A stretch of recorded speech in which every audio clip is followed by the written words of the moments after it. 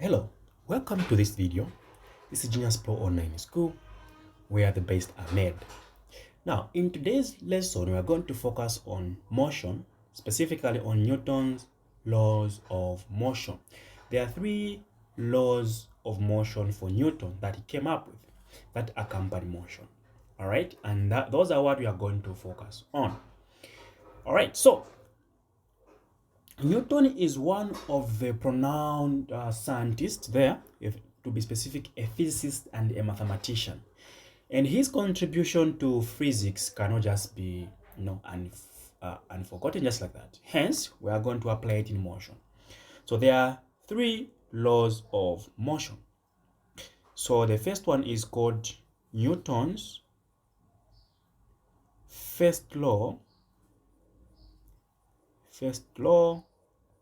of motion, also known as the law of inertia.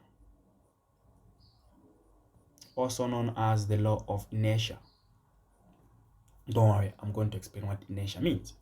Now, what does this law state? All right, or what does it tell you about the motion of an object? So it states that an object will remain at rest, or it will continue moving at a constant speed. But here, remember, we're talking about in a straight line, unless acted upon by an external unbalanced force. Here we are saying unbalanced. Don't just say acted upon by an external force. I wouldn't mark that one correct myself, because it's not just any external force that causes a change in the motion of an object. We have to be specific and say unbalanced. Clear, right? So states that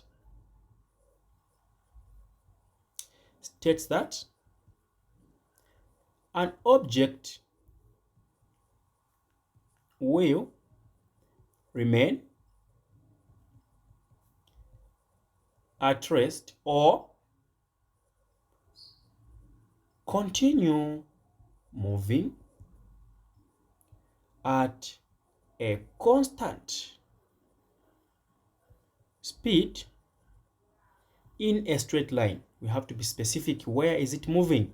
In a straight line, unless acted upon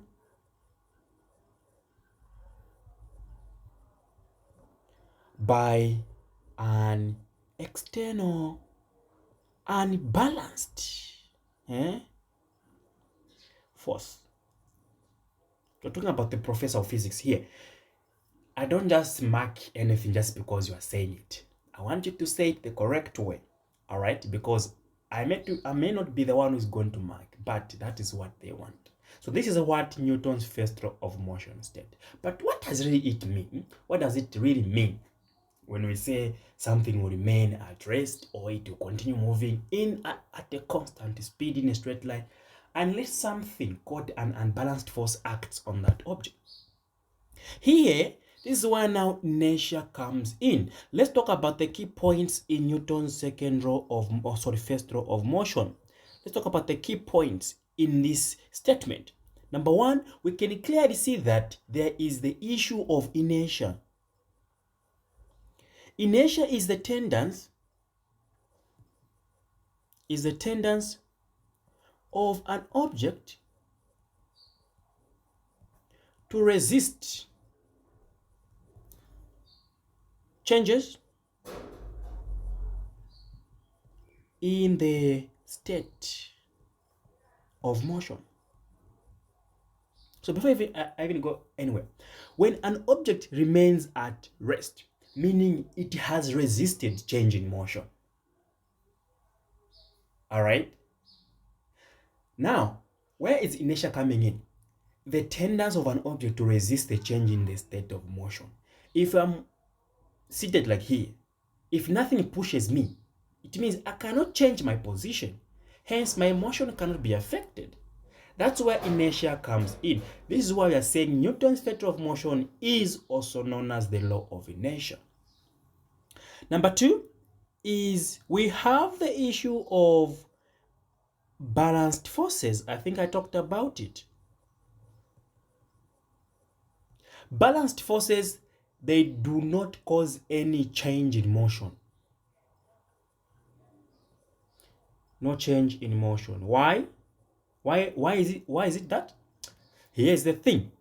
If you have a force this side and a force going this side, if they are balanced, meaning the net force will be zero, meaning acceleration is zero, no change in motion. I think you get the concept now. Okay, number 3, unbalanced forces. What about unbalanced forces? These now, they change motion. There is a change in motion, meaning they can cause an object to accelerate or to decelerate or to change direction. So what are these changes in motion? We can have acceleration, we can have deceleration,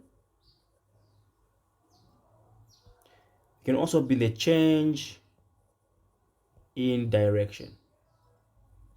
These are some of the changes in motion, in case you don't know.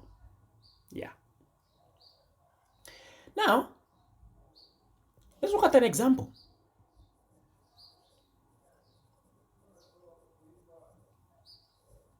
Number 1, let's look at a book. A book will stay, for example, on a table until pushed. Don't you think? That is Newton's first law of motion. What about a moving car? A moving car stops, for example, because of brakes. Therefore, brakes here are forces. There's frictional force here involved. Okay? What about, let's talk about application of this Newton's first law of motion. I teach step by step, such that even when they ask you in the exam, you're not, no, this one I wrote in the book. All right? Applications of Newton's first law of motion. Let's talk about the aspect of inertia. We have seat belts. Yajama seat belts, they are designed in such a way that when a driver applies brakes, all right, you don't move forward and injure yourself. Instead, they are going to resist the change in motion on your behalf. That is inertia. All right. Another one is heavier. Okay, there are sometimes like a heavy object is really difficult to start. All right. Let me say heavier objects are difficult to start or stop. Let me give you a scenario. Here is a ball. It has got 100 kg. And here is another ball. This ball is 5 kg. Which one can you easily start and which one can you easily stop? The 5 kg. What is it telling you about mass? Mass is an important component of inertia. Okay? Mass is an important component of inertia. The larger the mass, the more tendency of that object to resist motion. You get the concept? And the smaller the mass, the easier it is for that object to resist resist the change in motion. All right? I think now we are clear. We can move on. Let's go to Newton's second law of motion. Newton's second law of motion. This law is also known as the law of acceleration or the law of momentum. Also known as, so we say, aka the law of momentum, or as they call it, the law of acceleration. I can just say state Newton's law of acceleration. I may not say state Newton's second law of motion. I may just say state Newton's law of acceleration or Newton's law of momentum. You should know which one I'm talking about, right? I know you do. Let's go. Now, all right. What does this state? It states that the acceleration of an object, okay, is directly proportional to the what? To the resultant force. Not just say to the force. I refuse in the name of Jesus. Resultant force acting on it and inversely proportional, okay, to the to its mass. We're talking about an object here. So mathematically, how can we write this?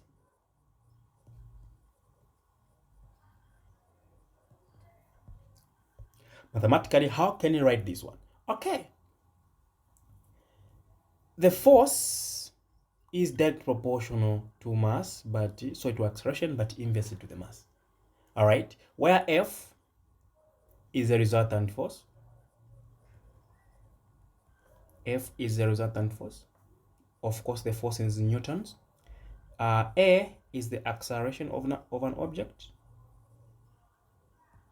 in meters per second squared. And M is the mass. In this case, our mass should always be in kilograms. All together? So, let's interpolate this relationship. All right. Acceleration is direct proportional to the force. Meaning, if I increase the force, I increase the acceleration because they're direct proportion. Are you together, right? Increasing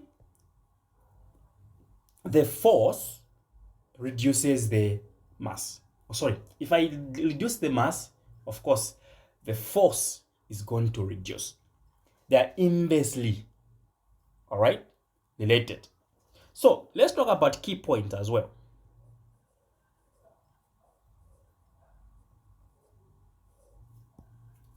So if you have a greater force, all right, meaning there's greater acceleration if mass remains constant. All right, if mass is what? Constant. What about greater mass? Greater mass means a smaller acceleration.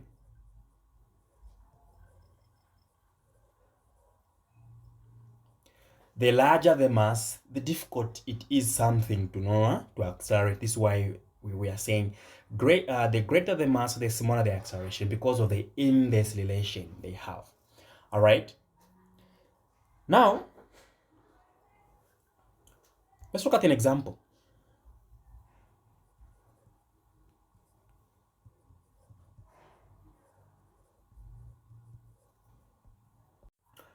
Examples number 1, a force of 20 Newton acts on the mass 4 kg.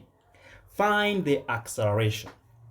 All right, so we are using this formula here, the one that we made here. I think you can even make a box around it in your notes. So don't write the mathematical, of course.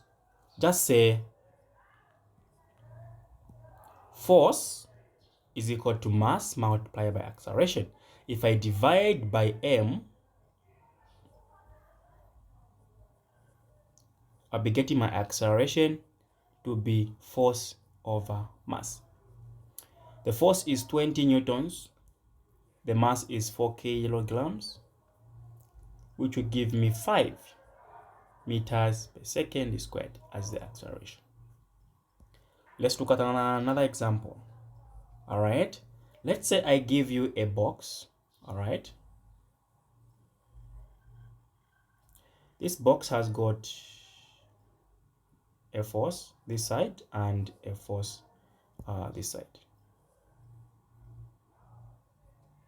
So let's put 400 newtons. And okay, before I put anything else, this is the mass, 5 kg. This is the box, right? It's moving. It's going this side, by the way. All right. How do we find the acceleration? Sometimes I can give you something like this. We are still using the same formula. Acceleration is force over mass. The force we are seeing there is just 400 newtons. And the mass is just 5 kg. And this will give us 80 meters per second squared. What if a situation is like this? I give you a box.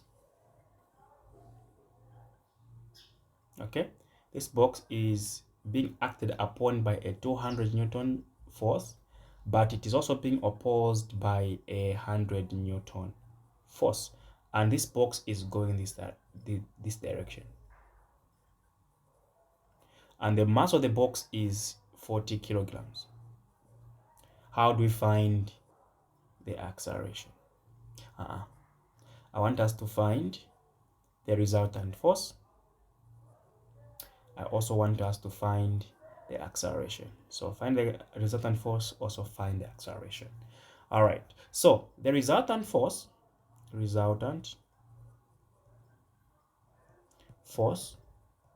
we'll be calling it FR, capital letter, is equal to force 2 minus force 1.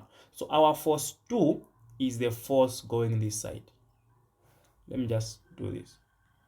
Force 1 minus force 2. So this is our force 1 and this is our force 2.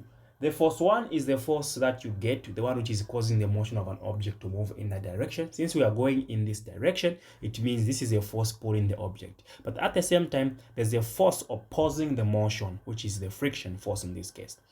So this will be 200 newtons minus 100 newtons. And this will be giving us what? 100 newton as the resultant force. Meaning, coming to the acceleration. So the acceleration will be equal to the resultant force over the mass. The resultant force is just 100 newtons over the mass is 40 kg. So dividing these two, I think I'll be getting 100 by 40. I'm getting 2.5 meters per second squared. I think this is not difficult for you to do, isn't it? Yes.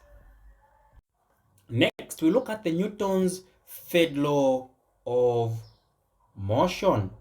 So Newton's third law of motion. What is this one about? This one is also known as the action and the reaction law. All right. It states that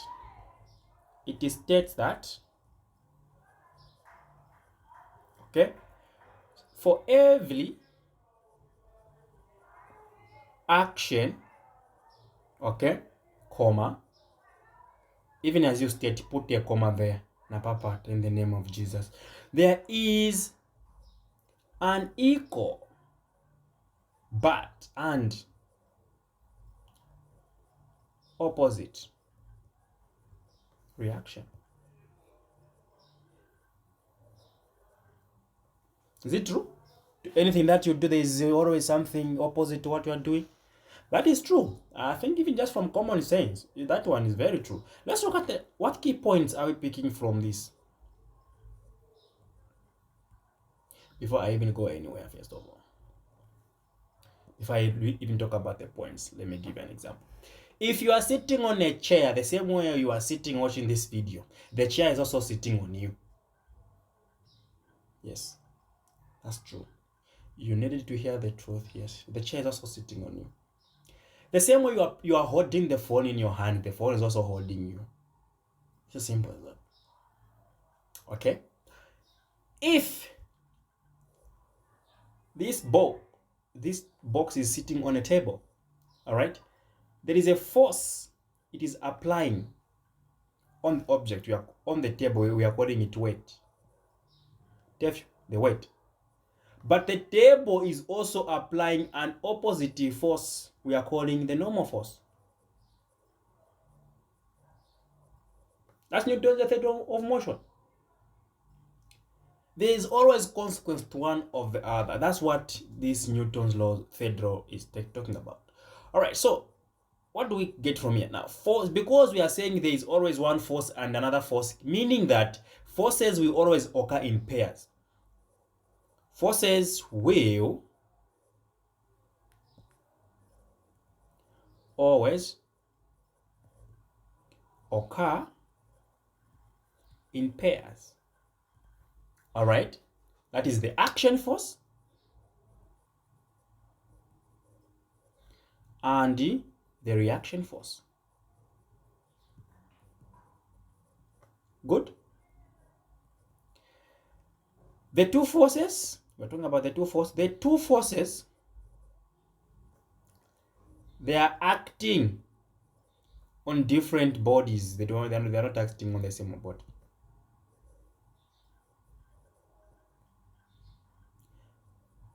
What are we next? The forces are equal in magnitude. That's what they're saying. Equal but opposite. They're equal in magnitude or in size. But they're just opposite in direction. No, I explained physics. I want you to clear. All right, don't just go there and start acting, writing things and things. No. So guys, this is about the laws of motion. All right, is there anything that you want me to help you with? Please make sure that you go through. Revision does not start when exams are near. It starts the moment you start the lessons. I wish you the best.